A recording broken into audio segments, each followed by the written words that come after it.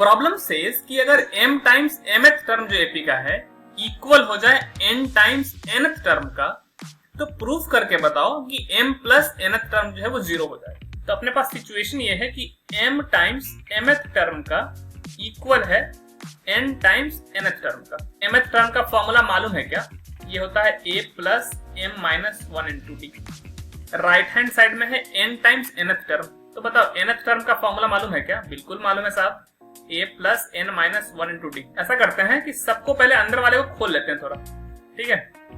a plus जब m d से multiply होगा तो ये बन जाएगा m d और ये हो जाएगा माइनस का d, ठीक है। राइट हैंड साइड में जब इंटरनल वाले में कैलकुलेशन करेंगे तो a प्लस का n d माइनस का d हो जाएगा, ठीक है। अब सबको मल्टीप्लाई करना शुरू करो। m मल्टीप्लाइड बाय a हो जाएगा m a प्लस m जब md से मल्टीप्लाई होगा तो बन जाएगा m स्क्वायर d माइनस का md यहाँ पर जाएगा। सिमिलरली राइट हैंड साइड में मल्टीप्लाई करो, सबको लेफ्ट में लेके आ जाओ, ठीक है। तो प्लस का na बन जाएगा माइनस का na, तो एक्चुअली में क्या हो जाएगा ma माइनस का na। सारे एक जैसे टर्म वालों को एक साथ रख रहा हूं मैं, ठीक है। प्लस n स्क्वायर d जब राइट से लेफ्ट में आएगा तो बन जाएगा माइनस का n स्क्वायर d, तो m स्क्वायर d माइनस का n स्क्वायर d हो जाएगा, ठीक है। m स्क्वायर है, ठीक है। और ये माइनस का md तो पहले से पड़ा हुआ है, जब माइनस का nd राइट से लेफ्ट में आएगा तो प्लस का nd आएगा, राइट साइड में बचेगा जीरो, ठीक है सर। अच्छा, पहले वाले के अंदर गौर से देखोगे तो a कॉमन दिखा मेरे को, तो m minus n times of a। यहां से गौर से देखो, d कॉमन निकाल लेंगे अगर तो बचेगा m स्क्वायर माइनस का n स्क्वायर, जो कि कुछ भी नहीं होता, m minus n into m plus n होता है इंटू d। इन दोनों टर्म के अंदर गौर से देखोगे अगर माइनस का md प्लस का nd, तो यहां से मैं माइनस का d कॉमन निकाल ले रहा हूं, तो माइनस का d कॉमन निकालोगे तो ये बनेगा m minus n times of d। गौर से देखोगे तो तीनों टर्म्स के अंदर m minus n, m minus n, m minus n common निकल रहा है अपने को, तो m माइनस n को कॉमन निकाल लो। कॉमन निकालोगे तो पहले टर्म से बचेगा a, ठीक है, बढ़िया लिख लिया।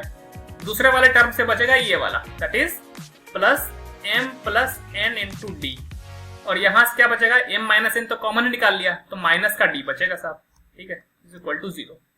अब अगर गौर से देखोगे तो या तो ये वाला ब्रैकेट जीरो होना चाहिए या फिर ये वाला, क्यों?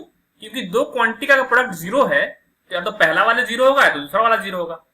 पहले वाले को जीरो होने के लिए m की वैल्यू n के बराबर होनी पड़ेगी, लेकिन क्वेश्चन वाले ने बोल रखा है कि m n के बराबर हो नहीं सकता, तो इस वाले टर्म को जीरो होना पड़ेगा। और ये टर्म को अगर सिंप्लीफाई करके लिखूंगा मैं तो d कॉमन निकाल लो, इन दोनों टर्म्स के अंदर d कॉमन निकाल लो, तो m plus n minus 1 into D हो जाएगा क्या?